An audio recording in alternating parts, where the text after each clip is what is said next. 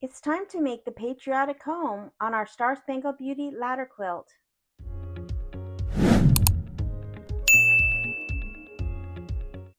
The patriotic home is on page 23 and page 25. These are two separate blocks. One will be the roof and the other will be the house.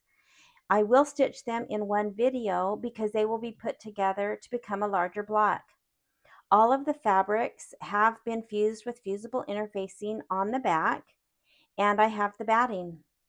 I will also be using the clear vinyl that is from the embellishment packet. And I mentioned this before, but I do not cut my embellishments to size.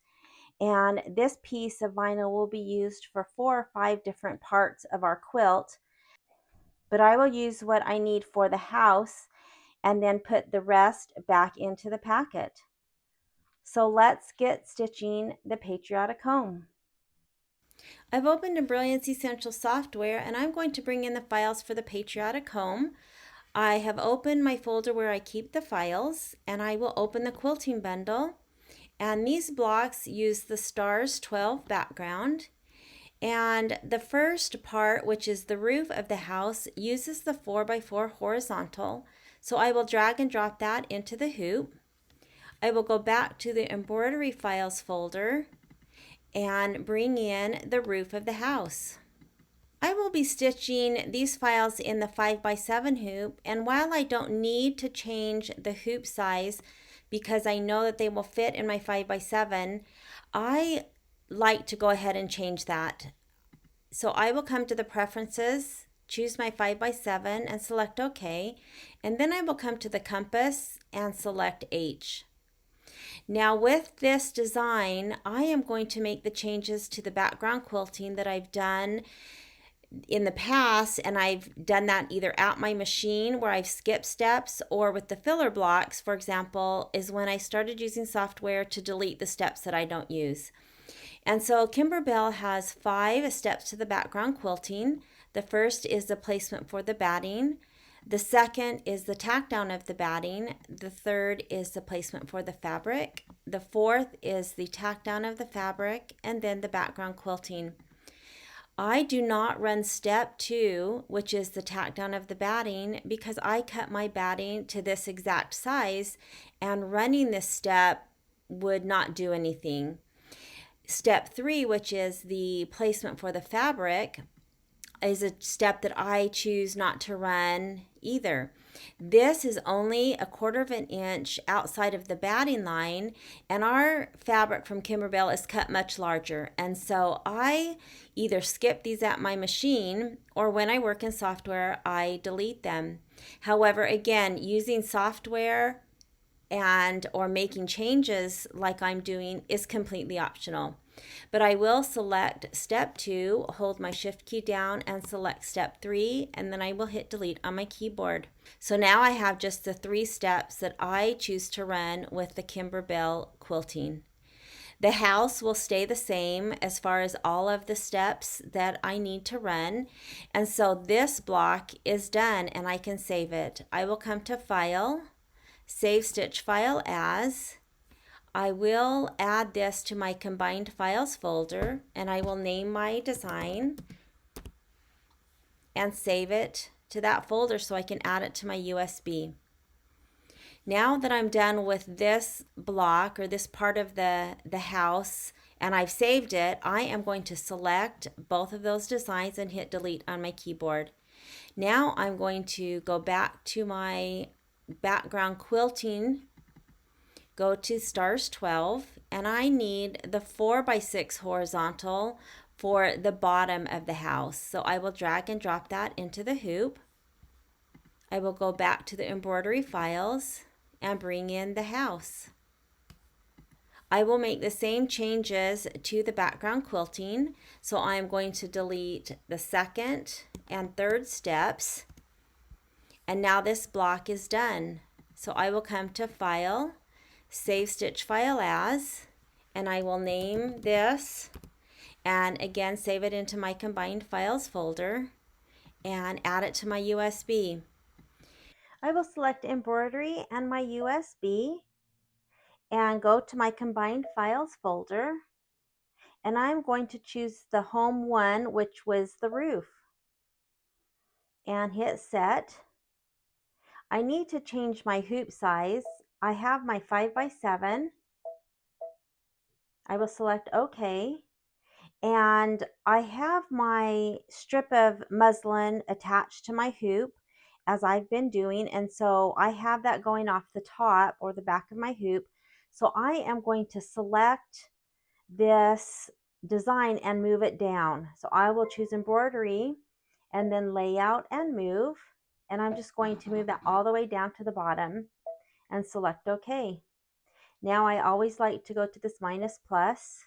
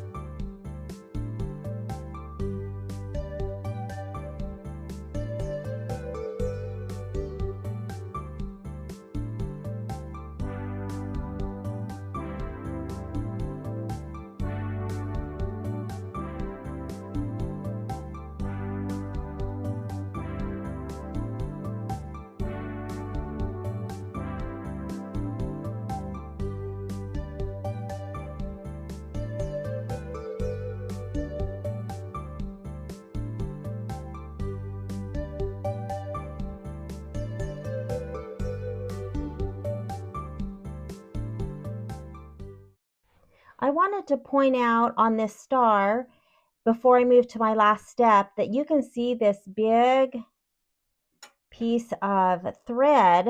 When I started the red stars, it started over here on top of the blue star and did the locking, and then jumped way over here and stitched out the stars. I'm not really sure why, but if you look at the pattern or the file, there is actually, it shows that there is a line that goes over there. So if you find that, it's not a mistake that anyone made. That's just, for some reason, I don't know if they missed it when they were digitizing. I'm not really sure, but this could just be cut off and then it's fine.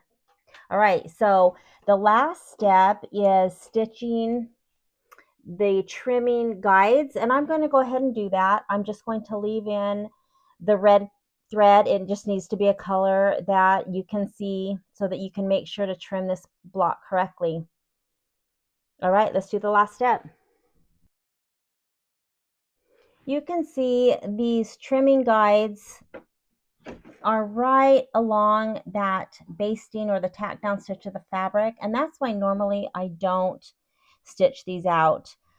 I do know that these will be used to center this block. However, I find it interesting that they didn't put a little tick mark to designate the center of this line, which it seems like they normally do, because in order for this house to line up with the roof and the house, you know, they should be centered. So that kind of surprised me, but anyways, it is what it is. So again, normally I don't stitch these out, and that's the reason, because they're usually right on target with the tack down of the fabric. But this block is done, so let's continue and stitch out the bottom of the house, and I'm going to show you what I do with my stabilizer. Let's go get hooped up. So I'm ready to hoop up for the bottom part of the house. I've taken my design and just moved it down. I am not cutting it off. Here's the bottom of my hoop, and I have my strip of muslin, which is my stabilizer, towards the top of my hoop, and I am just going to leave this attached and hoop this up. And that is, again, just to save 2 or 3 inches, and that adds up over time. Again, this is something that's totally optional. Most people don't do this, but this is how I hoop and how I save on stabilizer. So let's get this hooped up and do the bottom part of the house. So I will go home. I will go to embroidery and to my USB, and then I'll go back to my combined files folder, and I will pick the bottom of the house. I will hit set and embroidery, and I will hit layout and move, and I'm going to bump that down. It's not very much, but it's what I do. I'll go to the minus plus needle, and the first step is the placement for the batting, and we'll run the same steps to finish up this house.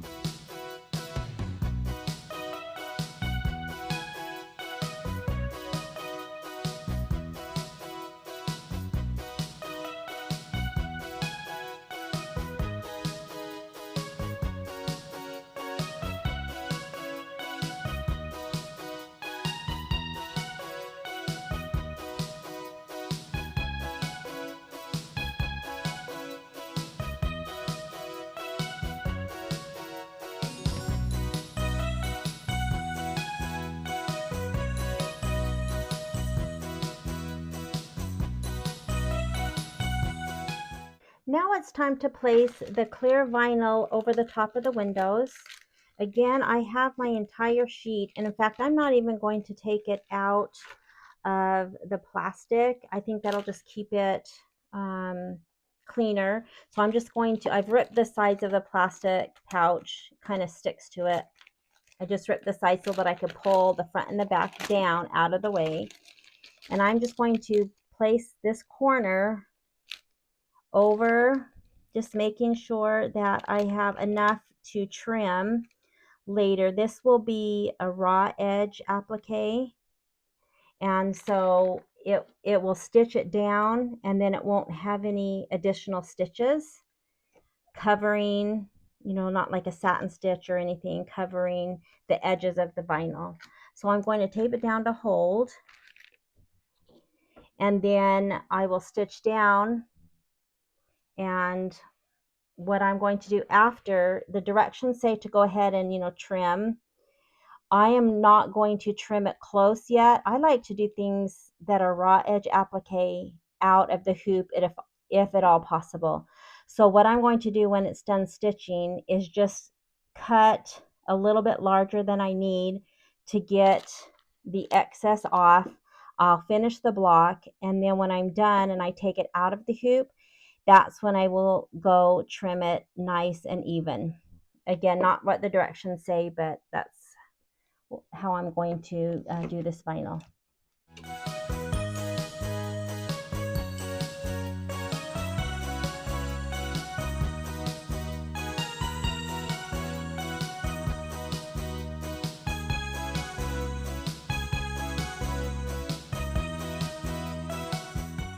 So I wanted to show you again what I did. Let me take this tape off, and I'm just showing you what I do. Of course, you don't have to do this. Here is the vinyl, the whole sheet of vinyl still in this little plastic, and I just pulled both the front and the back,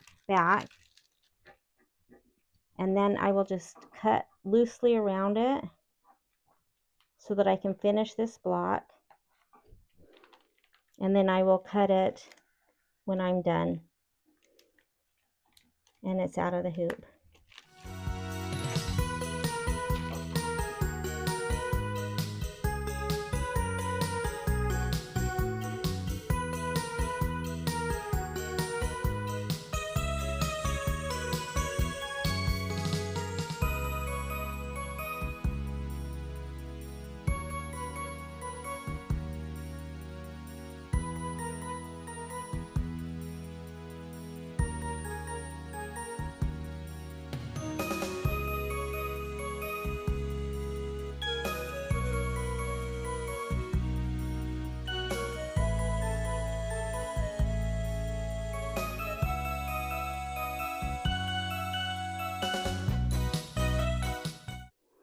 I want to point out that Kimberbell's embroidery is so incredible.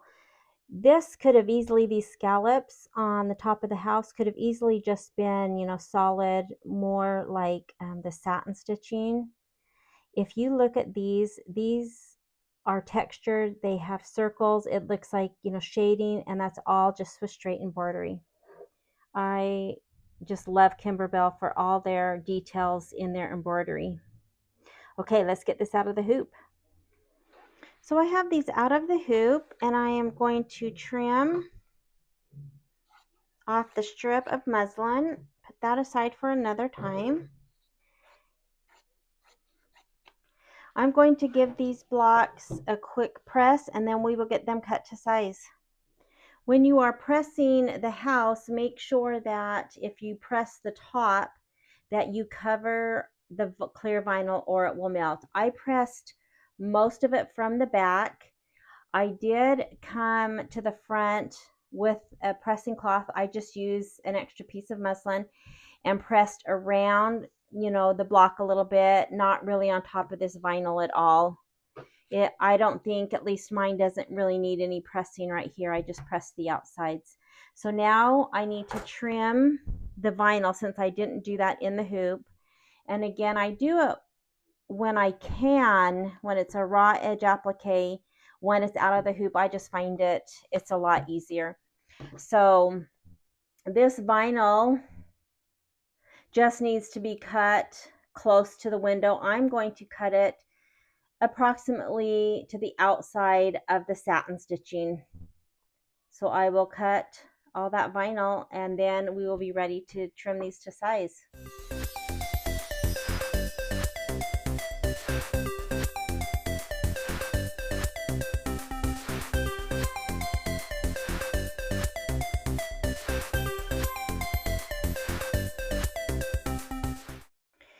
For the house, I'm going to use my orange pop ruler. It's 4.5 by 6.5 for this block.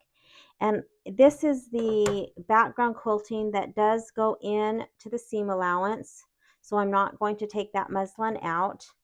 I will use the basting stitch and just line my ruler up with the basting stitch. If I'm a little bit, if the stitches are a little bit inside, then I'll just make sure it's kind of symmetrical.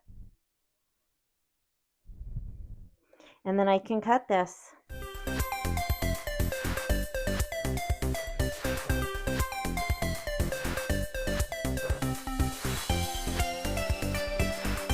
For the roof, I'm going to use a 4.5 by 4.5 inch pop ruler.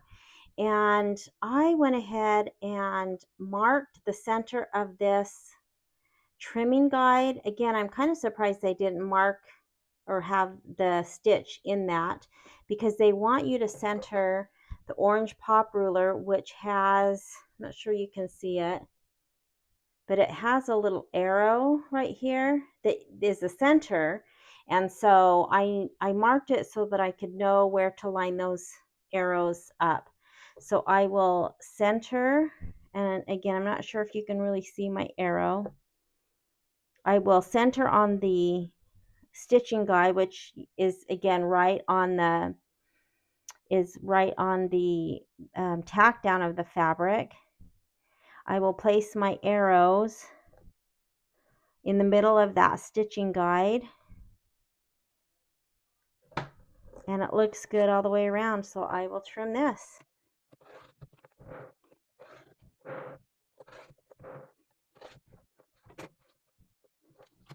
So there's the roof, and these will be stitched together, of course.